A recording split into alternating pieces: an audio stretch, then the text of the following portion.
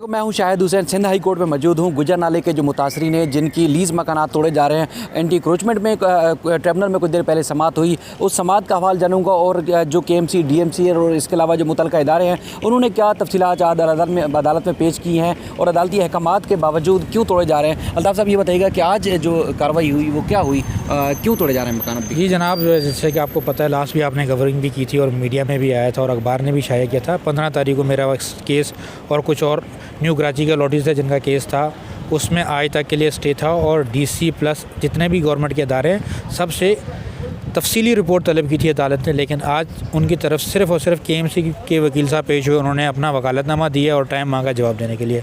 इसके अलावा उन्होंने कोई जवाब नहीं लेकर आए, ना वो यहाँ हाई कोर्ट में कोई जवाब उन्होंने दिया और ना नीचे कोई जवाब दिया है कि हम क्या करने जा रहे हैं। जैसे अब मेरे साथ बासित साहब हैं, इनके केस में एक तौहीन अदालत की दरख्वास्त है, उस पर भी उनके पास कोई वैलिड जवाब, कोई डॉक्यूमेंट्री एविडेंस नहीं है। उन्होंने वर्बली आके एक दफ़ा आके कह दिया अपनी जान कंटेम्प्ट ऑफ कोर्ट से बचने के लिए, जी ये इम्यूनिटी प्लॉट था। बस सिर्फ कह देने से नहीं होता, आपको यू हैव टू प्रूव, आपको प्रूफ करना है। तो उसके पास उनके लिए कोई डॉक्यूमेंट्री नहीं है। मेरे राइट साइड पर ये वकील साहब है, इनका ब्लॉक 19 में लीज़ मकान है, प्रॉपर KDA लीज़ड है। भाई हम भी यही कह रहे हैं, मैं आज ये स्टेटमेंट दोबारा ये दोहरा रहा हूँ, लैंड एक्विजिशन एक्ट है, उसके अगर आपको हमारी ज़मीन एक्वायर्ड है तो सर आप लैंड एक्विजिशन एक्ट के तहत कार्रवाई करें, लोगों की मार्केट वैल्यू के हिसाब से लोगों को मुआवजा दें, फिर आपने जो कार्रवाई करनी है आप वो करें। लेकिन वो किसी भी तरीके से ना वो कानून फॉलो कर रहे हैं, ना वो सुप्रीम कोर्ट का ऑर्डर फॉलो कर रहे हैं और ना वो जर्नल जो एक्ट है, जर्नल जो कानून है ना वो फॉलो कर रहे हैं। हर तरफ से वायलेशन किए जा रहे हैं। अब तो नई नई खबरें आ रही हैं कि वो रात को आके लोगों को धमका रहे हैं और कहते हैं कि ये जल्दी जल्दी खाली करें और ये करें वो करें। क्योंकि जब से ये लिटिगेशन बढ़ी है, ट्रिब्यूनल से लोगों ने रब्ता किया है, यहाँ लोगों ने केसेस फाइल किए हैं, तो वो प्रेशर में अजीब सी बौखलाहट का शिकार है।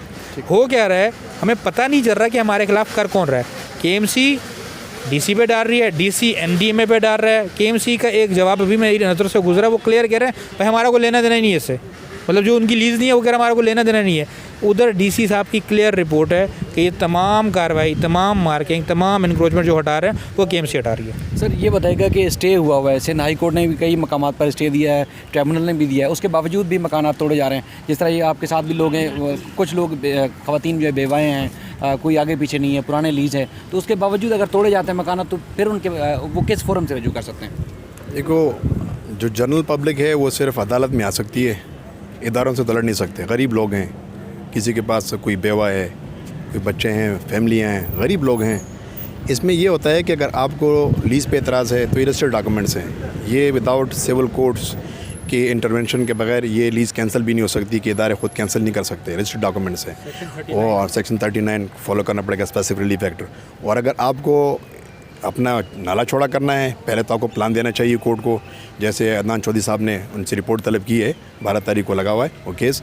तो उसमें ये है कि प्लान लेके आएंगे कि भाई आपको नाला कितना चौड़ा करना है और उसके अंदर जो लीज़ मकानात हैं वो कितने लोग आ रहे हैं, तो लीज़ के लिए आपका प्लान क्या है। एक तो इंक्रोचर है उसको हटा दें, कोई नहीं, लेकिन जो लीज़ मकानात हैं वो इंक्रोचमेंट के ज़मरे में आते ही नहीं हैं, तो उसमें आपको ज़ाहिर बात है उसको आपको लैंड एक्विजिशन एक्ट करना पड़ता है, उसको कीमत देना पड़ती है कि भाई मार्केट वैल्यू के मुताबिक लोगों ने पैसे लगाएं, गरीब लोग हैं। हुकूमत ये खर्चा बर्दाश्त करें, ज़ाहिर बात है जब आपको प्लानिंग करनी है हुकूमत की ज़िम्मेदारी कि उनको छत प्रोवाइड करें। ये बुनियादी हुकूक का मसला है, फंडामेंटल राइट का इशू है। इस पर सुप्रीम कोर्ट को भी देखना चाहिए। हमारी गुजारिश है सुप्रीम कोर्ट से भी और सिंध हाई कोर्ट से भी गुजारिश है कि जो ऑर्डर पास किया सुप्रीम कोर्ट ने वो तो मुख्तलिफ है, क्योंकि इंक्रोचमेंट साहब ज़ाहिर कराची में कहाँ कहाँ इंक्रोचमेंट नहीं सबको पता है। नेमतुल्लाह खान एडवोकेट साहब गए थे सुप्रीम कोर्ट में, वो वाज़ेह है किसके लिए गए थे, किस लिए गए थे, वो सब पता है उनको। इसमें जो नाले का इशू है, नाले में सिंपल उन्होंने कहा कि नाले को क्लियर कर दें, जो इंक्रोचमेंट है वो हटाएँ। अब लीज़ मकान इंक्रोचमेंट में आती नहीं है, तो लिहाजा हम अदालत से गुजारिश ये है और इदारों से भी गुजारिश ये है कि वो कम अज़ कम कानून को फॉलो करें और बिल्कुल कानून को पाबंद बनाएं ख़ुद को।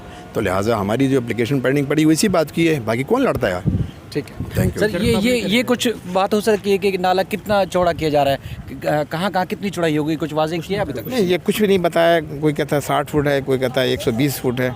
अब इनका अलाटमेंट जो है वो KDA का है और 1972 से ये रह रही हैं, तो इनका इंक्लोजमेंट की जगह तो नहीं है। और फेडरल भी एरिया 19 ब्लॉक 19 है, तो ये तो ऐसे लोगों को तो कोर्ट को भी चाहिए इसको नोटिस लें कि इनकी बेहतरीन। ठीक है, आप बात करेंगे।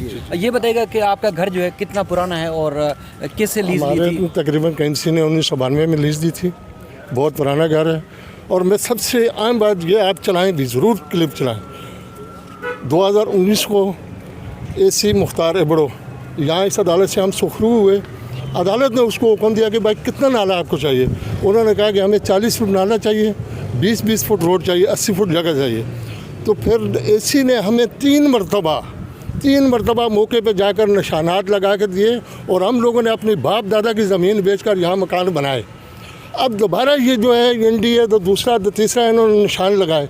हम लोग कहाँ जाएंगे? हम इतना ये हुकूमत पाकिस्तान को, हुकूमत सिंध को ये कह देते हैं कि हम 1 इंच अब जगह नहीं देने के लिए तैयार हैं। जान चली जाएगी, मर जाएंगे, मगर हम 1 इंच जगह नहीं देंगे, क्योंकि हमारा कोई कसूर नहीं है। 2019 में 80 फुट का जो इन्होंने बना के दिया है कि ये हमारा ये प्रोग्राम में है।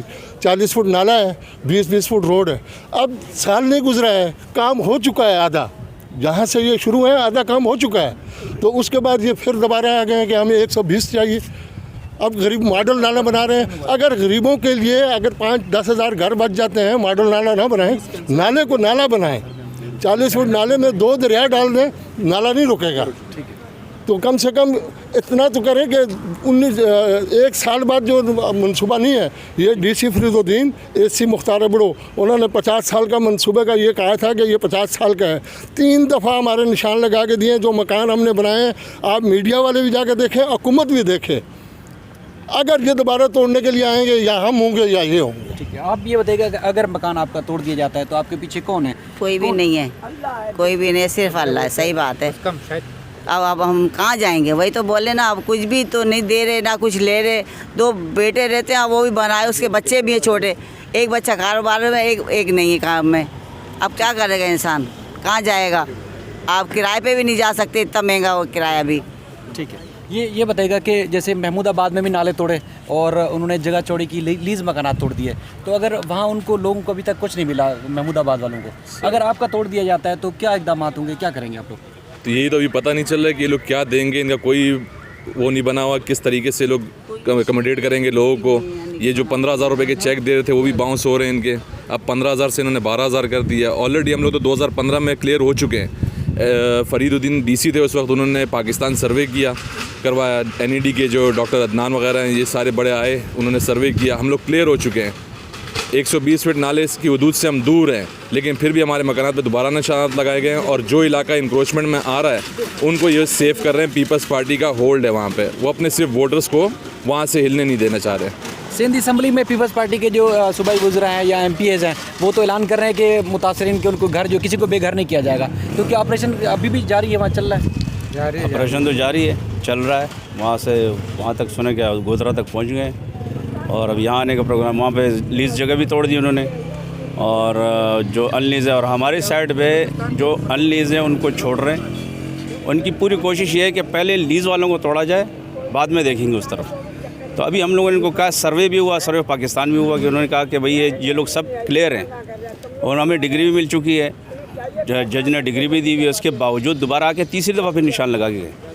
और जो हम बता रहे हैं कि भाई सामने जो 120 फुट से 150 फुट तक जगह खाली पड़ी है, वहाँ नहीं जा रहे और ज़ोर इसी तरफ लगाया हुआ कि भाई लीज़ को ही तोड़ना है। तो बस हमारी गुजारिश है सुप्रीम कोर्ट से कि वो इनको रोके। सुप्रीम कोर्ट ने तो यही कहा है कि जो अनलीज़ हैं उनको तोड़ें, इंक्रोचरों को तोड़ें। या आकर के लीज़ वाले मकानात तोड़ रहे हैं, इंक्रोचर को छोड़ रहे हैं। ठीक है, ठीक है।